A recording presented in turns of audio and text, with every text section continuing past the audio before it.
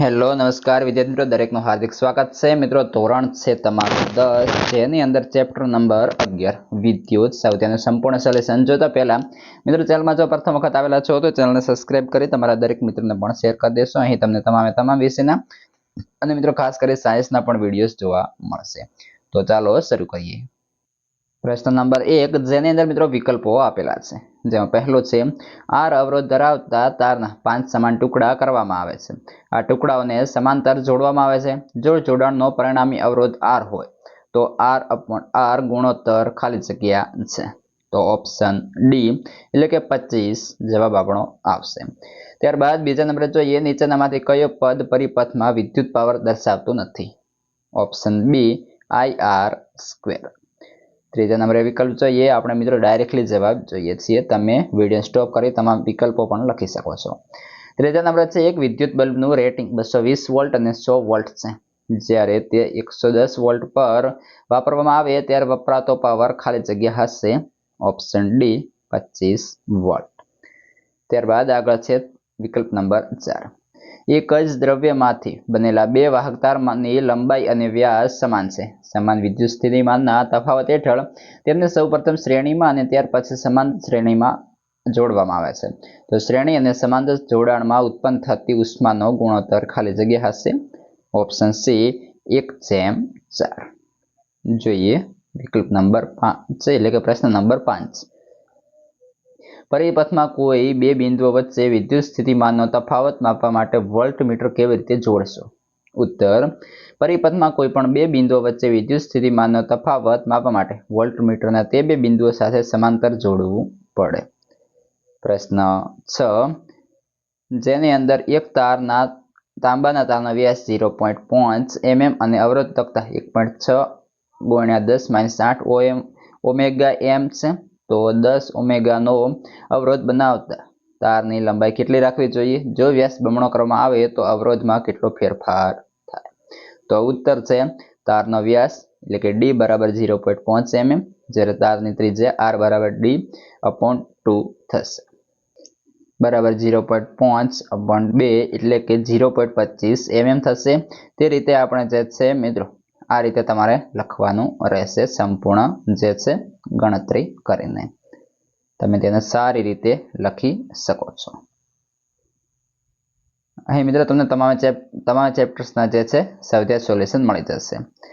ત્યારબાદ વ્યાસ d બમણો એટલે કે 2 ગણો કરવામાં આવે તો અવરોધ r એ 1/4 ગણો થશે.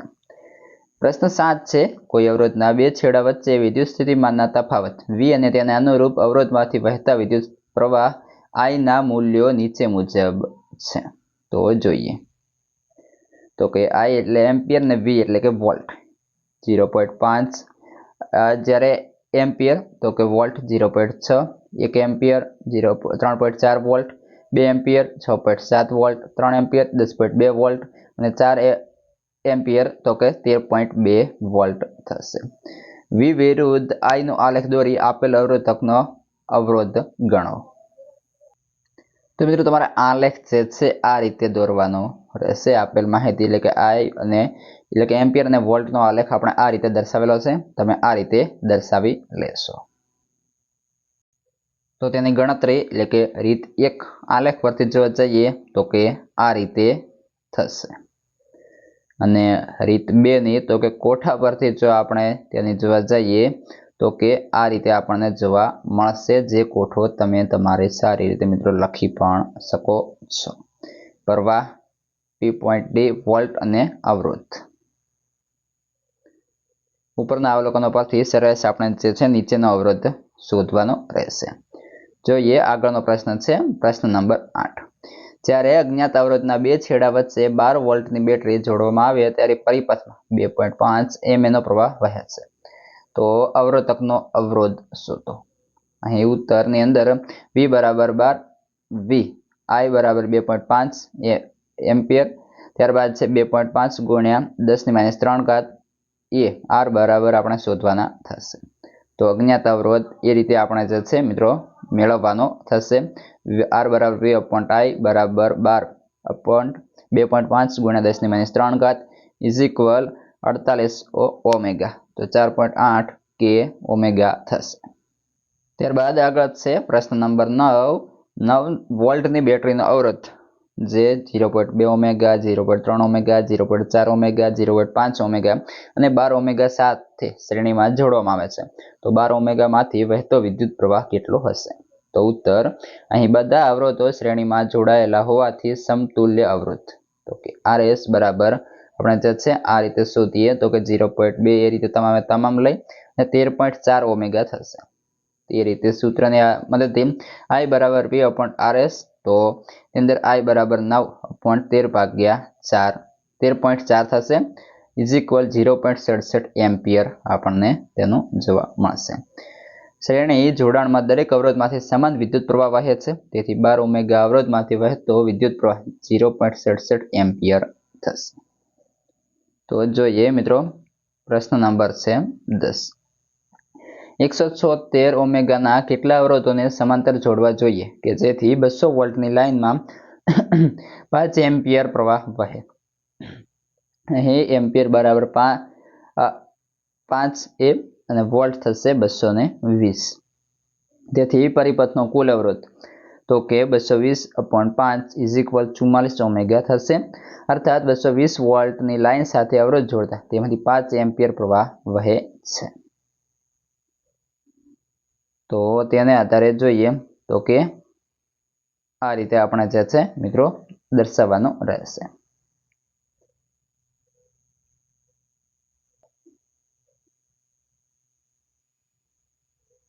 ત્યારબાદ આગળ છે પ્રશ્ન નંબર 11. 6 ઓમેગાના 3 અવરોધોને કેવી રીતે જોડશો કે જેથી જોડાણનો અવરોધ એટલે કે એક 9 ઓમેગા અને બીજું 4 ઓમેગા થાય? તો ઉત્તર, 6 ઓમેગાના 3 અવરોધો વડે સમતુલ્ય અવરોધ 9 ઓમેગા મેળવવા માટે બે અવરોધોને સમાંતર જોડી આ જોડાણ સાથે ત્રીજો અવરોધ શ્રેણીમાં જોડવો પડે, જે આકૃતિ આ પ્રમાણે જોવા મળશે. તમે મિત્રો આકૃતિ જે છે અહીંથી જોઈ અને ડ્રો પણ કરી શકો છો.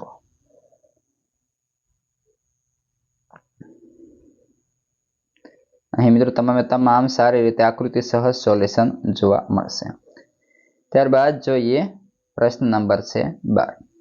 220 વોલ્ટની વિદ્યુત લાઇન પર ઉપયોગમાં લઈ શકાય તેવા અનેક બલ્બોનું રેટિંગ 10 વોલ્ટ 220 વોલ્ટની લાઇનમાંથી ખેંચી શકાતો મહત્તમ પ્રવાહ 5 એમ્પિયર હોય તો લાઇનમાં બે તાર વચ્ચે કેટલા બલ્બ સમાંતર જોડી શકાય? તો તેનો આપણે જોવા જઈએ તો કે વોલ્ટ બરાબર 220 અને P બરાબર 10 વોલ્ટ થશે. તો રેટિંગ વાળા બલ્બનો અવરોધ જે આપણને આ રીતે જોવા મળશે.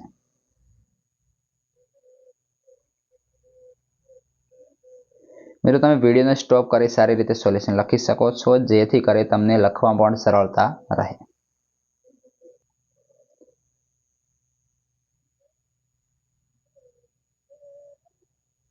પ્રશ્ન નંબર છે 13. ઇલેક્ટ્રિક ઓવનની હોટ પ્લેટ 220 વોલ્ટની લાઇન સાથે જોડેલ છે. તેમાં બે અવરોધ કોઇલ A અને B છે. પ્રત્યેકનો અવરોધ 24 ઓમેગા છે. તેને સ્વતંત્ર શ્રેણીમાં કેવી સમાંતર ઉપયોગમાં લઈ શકાય છે? તો ત્રણેય કિસ્સામાં વિદ્યુત પ્રવાહ કેટલો હશે? તો આપણે ત્રણેય રીતે જોવાનું રહેશે. તો સંપૂર્ણ અહીં તમારે જે છે મિત્રો ઉપરની માહિતી આપેલી છે અને માહિતીના આધારે સૌપ્રથમ ગણતરી કરવાની છે, જે આ પ્રમાણે થશે. જેની અંદર પહેલાની અંદર જોવા જઈએ તો કે 9.166 એમ્પિયર આપણને જે છે પ્રવાહ હશે. જ્યારે બીજાની અંદર જોવા જઈએ તો કે 4.6 એમ્પિયર થશે. ત્રીજાની અંદર આપણે જોવા જઈએ તો કે તેની અંદર મિત્રો જવાબ આવશે 12 ઓમેગા થશે. તે રીતે સમાંતર જોડાણમાંથી વહેતો વિદ્યુત પ્રવાહ તો કે ટોટલી 18.33 એમ્પિયર વહેશે. જોઈએ પ્રશ્ન નંબર 14. નીચે આપેલા પરિપથોમાં 2 ઓમેગાના અવરોધમાં વપરાતા પાવરની સરખામણી કરો. જેની અંદર પહેલો છે 6 વોલ્ટની બેટરી સાથે 1 ઓમેગા અને 2 ઓમેગાના અવરોધોની શ્રેણીમાં. ત્યારબાદ બીજો છે 4 વોલ્ટની બેટરી સાથે 12 ઓમેગા અને 2 ઓમેગાના અવરોધ સમાંતર આપણે જે છે એની સરખામણી કરવાની રહેશે. તો પહેલો જોઈએ તો મિત્રો પહેલો જે છે આ રીતે તમને જોવા મળશે. 1 ઓમેગા અને 2 ઓમેગાના જે આપણે જોવાનું છે, તો તે રીતે તમે લખી લેશો. આ રીતે મિત્રો તમામ જે છે સારી રીતે સોલ્યુશન આપેલું છે. અહીંથી તમે સારી રીતે લખી લેશો વિડીયોને મિત્રો સ્ટોપ કરીને। ત્યારબાદ આગળનો પ્રશ્ન જોવા જઈએ। પ્રશ્ન નંબર છે મિત્રો 15, જેની અંદર 100 વોલ્ટ, 220 વોલ્ટ અને 60 વોલ્ટ તેની અંદર 220 વોલ્ટનું રેટિંગ ધરાવતા બે બલ્બ વિદ્યુત મેઇન સાથે સમાંતર જોડેલા છે। જો સપ્લાય વોલ્ટ 220 વોલ્ટ તો લાઇનમાંથી ખેંચાતો પ્રવાહ કેટલો હશે? તો આ રીતે મિત્રો જે છે તમારે સંપૂર્ણ અહીં મિત્રો અમુક જે છે ગણતરી સાથે અમુક સમીકરણો સાથે સોલ્યુશન આપેલા હોય અંદર સમય થોડો વધારે થશે, તેથી કરી તમે વિડીયોને સ્ટોપ કરી સારી રીતે તમામ સોલ્યુશન લખી લેશો। દરેક એ સારી રીતે આપેલા છે, ઓકે। અને તમારા મિત્રોને પણ જો જરૂર હોય તો એમને પણ શેર કરી દેશો। પ્રશ્ન છે 16, કોનામાં વધુ વિદ્યુત ઉર્જા વપરાય છે? 250 વોલ્ટનું ટીવી 1 કલાક ચલાવતા કે 1200 વોલ્ટના ટોસ્ટરને 10 મિનિટ ચલાવતા? તો ટીવી માટે સૌપ્રથમ આપણે ગણતરી કરવાની રહેશે, તો કે 900 કેજે થશે। ત્યારબાદ ટોસ્ટર માટે જોવા જઈએ તો કે 7,20,000 જૂલ થશે, એટલે કે 720 કેજે। તો આની અંદર આમ ટીવીમાં વધુ ઉર્જા વપરાશે, તો ગણતરી સાથે સંપૂર્ણ તમારે લખી લેવાનું રહેશે, મેં ડાયરેક્ટલી કહી દીધું છે, ઓકે। ત્યારબાદ છે મિત્રો પ્રશ્ન 17, 8 ઓમેગા અવરોધ ધરાવતું વિદ્યુત હીટર મેન્સમાંથી 2 કલાક સુધી 18 એમ્પિયર વિદ્યુત પ્રવાહ ખેંચે છે, તો હીટરમાં ઉત્પન્ન થતી ઉષ્માનો દર શોધવાનો રહેશે, જે તમે આ રીતે શોધી શકો છો।